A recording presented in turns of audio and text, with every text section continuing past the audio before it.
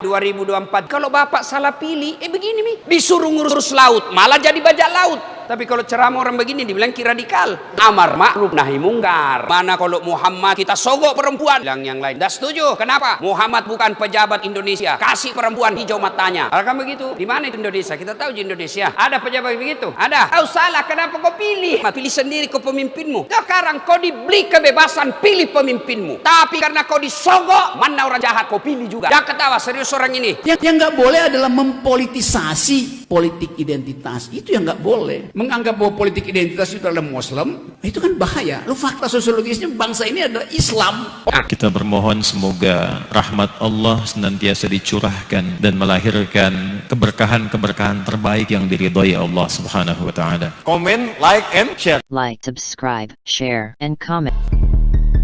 Partai baru versus partai lama. Jualan apa? Komisi Pemilihan Umum secara resmi mengumumkan 18 partai politik yang lolos sebagai peserta pemilu tahun 2024 pada Oktober lalu. Dari hasil verifikasi administrasi, terdapat 5 partai baru yang lolos, namun belum pernah ikut dalam kontestasi politik sebelumnya. 18 partai yang lolos sebagai peserta pemilu 2024 adalah PDI Perjuangan, Partai Keadilan Sejahtera, Partai Persatuan Indonesia atau Perindo, Partai Nasional Demokrat atau Nasdem, Partai Bulan Bintang, dan Partai Demokrat. Selanjutnya ada Partai Hanura, Partai Gerindra, Partai Kebangkitan Bangsa, dan Partai Solidaritas Indonesia atau PSI. Ada pula Partai Amanat Nasional, Partai Golkar, dan Partai Persatuan Pembangunan atau P3. Deretan partai baru ada Partai Kebangkitan Nusantara atau PKN, Partai Garda Perubahan Indonesia atau Garuda, Partai Gelombang Rakyat Indonesia atau Gelora, Partai Buruh, dan Partai Umat. Munculnya partai politik baru jelang pemilu menjadi sebuah barometer bahwa masih banyak warga yang ingin berpartisipasi dalam proses penyelenggaraan negara selanjutnya. Sejak pemilu 99 sampai pemilu 2019 terjadi tren penurunan jumlah partai politik peserta pemilu. Seperti pada pemilu 99 ada 48 partai yang ikut dalam kontestasi pemilu, sedangkan pada pemilu 2019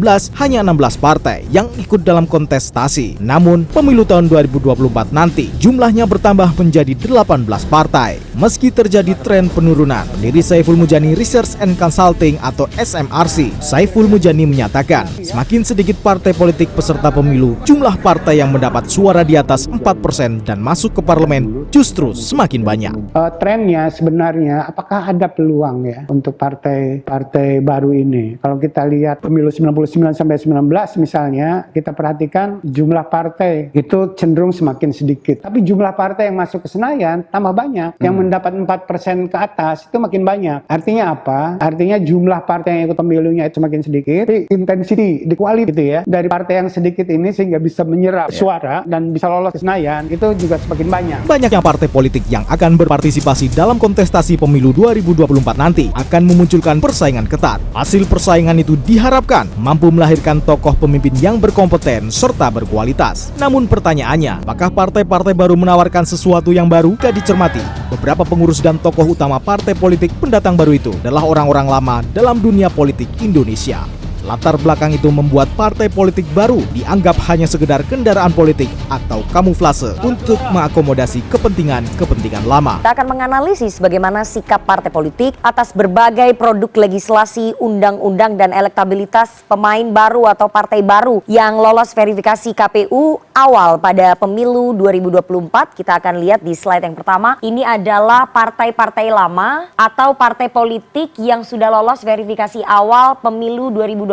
Masih ada verifikasi kedua dari KPU untuk partai yang non-parlemen. Ini kita lihat di sini ada 13 partai politik, ada PDI Perjuangan, kemudian kita lihat ada Demokrat, Hanura, P3, Golkar, PAN, PSI, Gerindra, kemudian Nasdem, ada Perindo juga, ada PBB. Ini adalah partai-partai yang sudah masuk ke dalam verifikasi awal KPU untuk pemilu 2024, sumber Litbang CNN Indonesia. Dan kita lihat ini adalah partai baru yang sudah lolos verifikasi verifikasi awal dari KPU, tapi untuk yang partai baru ini mereka harus mengikuti verifikasi berikutnya dari KPU untuk bisa betul-betul menjadi peserta pemilu 2024. Ini ada PKN, Partai Kebangkitan Nusantara, Partai Garuda, Gelora, Partai Gelombang Rakyat Indonesia, Partai Buruh, dan juga Partai Umat. Ini dari sumber Litbang CNN Indonesia. Dan berarti so far ada 18 partai politik yang akan berkontestasi pada pemilu legislatif 2024. Apakah berkurang atau bertambah kita belum tahu karena partai-partai yang baru ini masih harus mengikuti verifikasi kedua dari KPU. Dan selanjutnya bagaimana sikap dari partai-partai yang duduk di parlemen tentang beberapa produk legislasi atau produk undang-undang yang dihasilkan. Kita akan lihat bahwa ada beberapa undang-undang kontroversial yang dihasilkan oleh partai politik periode 2019-2024. Salah satunya kalau Anda ingat ada Undang-Undang Cipta Kerja atau Omnibus Law Cipta Kerja yang berulang kali digugat ke Mahkamah Konstitusi, namun akhirnya Mahkamah Konstitusi tetap memerintahkan agar Undang-Undang Cipta Kerja ini berjalan. Kalau kita lihat di sini petanya, partai-partai yang mendukung pengesahan Undang-Undang Cipta Kerja ada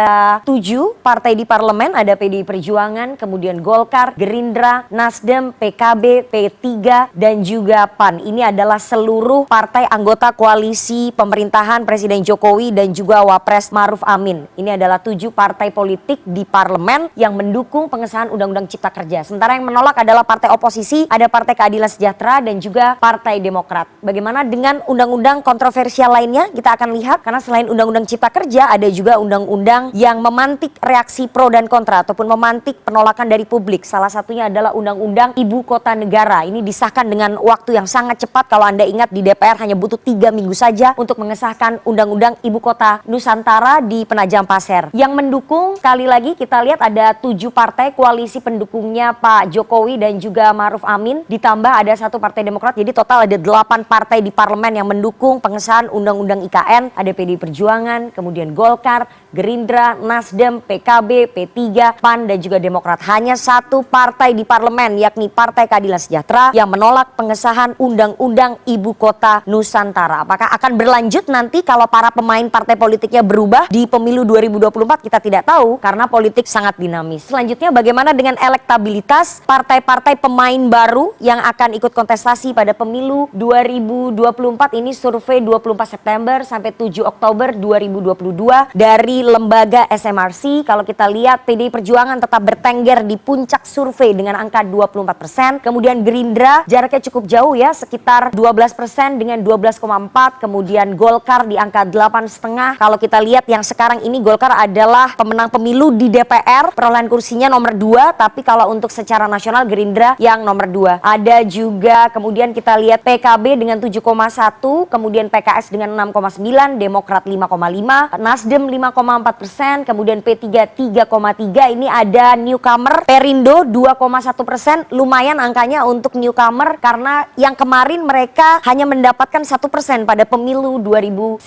Kemudian ada PAN dengan 1,2%, kemudian Partai Garuda 0,7% dan Hanura 0,6%. Hanura sempat masuk ke dalam parlemen 2014 sampai 2019, tapi 2019 ke 2024 harus terlempar karena tidak memenuhi ambang batas parliamentary threshold. Apakah Hanura yang akan bermain lagi pada pemilu 2024 bisa masuk ke dalam ambang batas parliamentary threshold 4%? Kita tidak tahu. Bagaimana dengan partai-partai yang lain? Kita lihat partai-partai newcomer. Ini masih surveinya SMRC 24 September sampai 7 Oktober. Yang pertama ada Partai Buruh di 0,4%. Untuk newcomer ini lumayan ya, 0,4%. Pemilunya masih sekitar 14 bulan lagi, jadi masih ada waktu. Kemudian ada Gelora 0,4%. Ini pecahannya Partai Keadilan Sejahtera. Dedengkotnya adalah anggota dari PKS. Kemudian ada Parsindo 0,2%, PSI 0,2%, PKPI 0,2%, kemudian PBB 0,2%, PKN 0,1%. PKN katanya digagas oleh mantan Ketua Umum Partai Demokrat Anies Urbaningrum. Partai Republiku 0,1% dan yang terakhir adalah Partai Prima 0,1%. Ternyata masih ada 19,3% masyarakat yang belum menentukan pilihan pada pada pemilu legislatif 2024 sebetulnya sudah mengerucut ya angka-angkanya, tapi sekali lagi politik dinamis. Dan setelah ini kita akan membahas dengan para narasumber tentang bagaimana sebetulnya sikap partai-partai, terutama partai lama dan juga partai baru tentang beberapa produk legislasi undang-undang yang kontroversial. Apakah mereka akan tetap bertahan atau mereka malah banting setir, dan apa yang akan menjadi jualan dari partai baru pada pemilu legislatif 2024 kita akan bahas bersama dengan para narasumber. Komisi Pemilihan Umum telah menetapkan 18 partai politik lolos verifikasi awal pemilu 2024. Pertarungan politik pada kontestasi pemilu diprediksi akan sengit, apalagi ada ceruk pemilih muda sebesar 60% yang akan ikut memilih. Bagaimana partai lama mempertahankan suaranya dan apa jualan partai baru di pemilu mendatang? Bang Maman, Undang-Undang Cipta Kerja atau Omnibus Law Cipta Kerja ini kan menuai kontroversi ya, pro dan kontra. Golkar mendengarkan tidak sih aspirasi publik pada saat itu yang berdemonstrasi terus-menerus, kemudian menggugat ke MK? Ini teman-temannya Bang Said kan menggugat ya ke MK. Itu Golkar mendengarkan tidak bahwa ada penolakan soal Undang-Undang Cipta Kerja? Yang pasti bahwa dalam setiap aspirasi baik itu pro maupun kontra, kita sebagai partai yang juga sebagai inisiator Omnibus Law waktu itu pasti harus mendengarkan. Itu dulu pertama. Namun sejatinya bahwa sesuatu yang baru, kalau kita lihat hukum alam pasti hadir pertama kali dengan kontra, karena sesuatu itu kan baru. Orang tidak pernah familiar dengan sebelumnya dengan apa itu namanya Omnibus Law, dengan segala dinamikanya, pro dan kontranya. Wajar kalau ada sebagian publik yang memang cenderung untuk mempertanyakan dan mungkin mengarah kepada sesuatu yang sifatnya agak kontra ataupun menolak. Namun di sisi lain juga tidak sedikit juga sebetulnya yang mendukung ataupun silent majority. Nah, namun yang harus dilihat kenapa waktu itu Partai Golkar tetap konsisten pada konteks untuk mendorong Omnibus Law ini berjalan waktu itu, karena banyaknya dinamika di bawah maupun di atas yang seringkali tidak sinkron. Sekarang gini, kita mau mengeksekusi program-program strategis nasional, sering sekali terkendala dengan beberapa permasalahan-permasalahan birokrasi dan lain sebagainya, yang akhirnya outputnya juga masyarakat yang seharusnya bisa mendapatkan keadilan pemerataan di seluruh wilayah, akhirnya sering sekali tidak mendapatkan kesempatan itu. Nah, keberadaan Partai Golkar adalah posisinya yang ingin mendorong speed up percepatan realisasi program-program strategis nasional yang memang dibutuhkan juga untuk masyarakat. Jadi Mbak, kalau misalnya sebagian besar ada yang kontra waktu itu, kita meyakini bahwa itulah belum tersosialisasikan secara maksimal. Oke, jadi Anda mengakui ya bahwa sebagian besar itu kontra. Oh, enggak, dulu. Jangan, artinya kalau ada sebagian kelompok yang memang kontra, kita menganggap sebagian bahwa besar nggak? Tadi dikatakan sebagian besar kontra. Itu relatif. Kalau tanya ke kita, jauh lebih besar yang memang setuju. Silent majority, gitu loh. Artinya bagi kami, itu ada sebuah proses dinamika yang harus berani diambil oleh kami orang partai. Karena kalau bukan kita yang berani mengambil sikap, siapa lagi? Nah, yang jadi permasalahan kan memang sebagian besar itu yang kontra-kontra kan memang karena memang belum tersosialisasikan aja. Karena ini undang-undang yang baru kok. Menggabungkan beberapa part-part undang-undang yang ada, kita satukan menjadi satu undang-undang. Dan itu memang sesuatu yang memang baru sekali di Indonesia. Dan kami sebagai partai lama, ataupun tadi kalau memang tadi kita bicara partai baru ataupun partai lama, kami harus berani ngambil positioning itu. Jadi untuk kebaikan kita semua. Oke, tapi Golkar tidak khawatir ya kalau itu akan menggerus nanti suara elektoral Golkar, terutama di kalangan buruh, kemudian para pekerja. Kami Partai Golkar adalah kebersihan niat hati kami. Kami yakin bahwa waktunya akan bisa menjawab bahwa apakah keputusan, langkah politik, kebijakan yang diambil oleh Partai Golkar itu betul-betul bisa memberikan kemanfaatan buat masyarakat Indonesia. Kami meyakini pada satu titiknya nanti masyarakat pasti akan menganggap, oh ternyata langkah yang diambil oleh Partai kami itu baik untuk pembangunan. Jadi itu bukan untuk kepentingan oligarki ya, kalau menurut Golkar sekali. Ya. Oke. Pak Said, saya ingin tanya sebagai Ketua Umum Partai Buruh berulang kali menyuarakan penolakan, kemudian menggugat juga ke MK. Anda sepakat seperti yang disampaikan oleh Golkar sebagai partai lama bahwa yang mendukung itu jauh lebih banyak. Dan ini memang betul untuk kepentingan masyarakat, bukan kepentingan oligarki. Memang seperti itu menurut Partai Buruh? Kita berterima kasih Omnibus Law itu disahkan. Sehingga ada kebangkitan kelas. Jadi saya sebetulnya ILO governing body banyak bicara di seluruh dunia ya sebagai pembicara. Di seluruh dunia selalu ada kepentingan kelas. Tapi jangan diartikan yang negatif ya. Kepentingan tentang kepentingan bagaimana memperoleh kesejahteraan dari sudut pandangnya. Bagi kami the working class itu Omnibus Law adalah pemicu lahirnya kembali Partai Buruh. Jujur aja. Kongres itu sudah memutuskan kenapa dihidupkan kembali Partai Buruh yang didirikan oleh almarhum Profesor Dr. Mokhtar Pakpahan. Itu Omnibus Law. Kalau Norwegia skala berkuasa itu karena perusahaan minyak bumi, buruhnya marah terhadap redistribusi keadilan terhadap produk minyak bumi di Norwegia.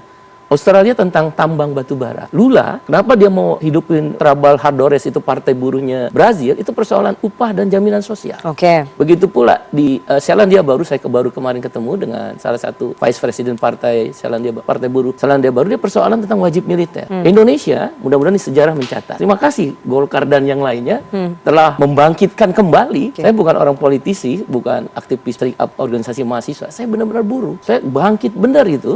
Ketika Omnibus Law itu membuat bagaimana buruh itu direndahkan benar, dieksploitasi. Jadi itu kepentingan oligarki ya? Oligarki dan kepentingan pemilik modal yang merasa semua kuasa di tangannya. Cara politik buruh kalah. Itu yang kami sadar benar. Terima kasih benar. Bagaimana outsourcing, modern slavery itu dilegalkan oleh negara. Saya Karin mohon undur diri. Subhanakallahumma wa bihamdika asyhadu an la ilaha illa anta astaghfiruka wa atubu ilaik. Billahi taufiq wal hidayah. Wassalamualaikum warahmatullahi wabarakatuh.